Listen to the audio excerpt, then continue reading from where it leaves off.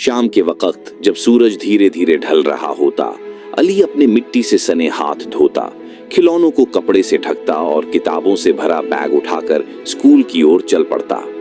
उसके कदमों में थकान जरूर होती, लेकिन दिल में जो लगन होती वो हर थकावट पर भारी पड़ती।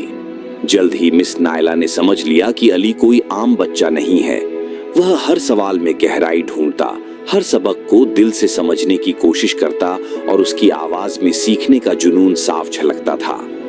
कुछ ही महीनों में अली स्कूल का सबसे होशियार छात्र बन गया। एक दिन मोहल्ले में मेला लगा।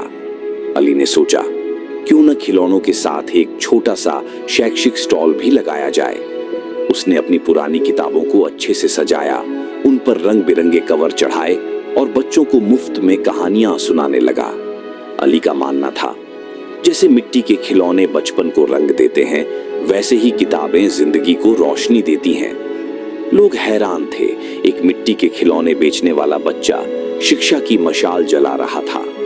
थोड़े ही समय में मोहल्ले के कई बच्चे हर शाम अली के पास पढ़ने आने लगे।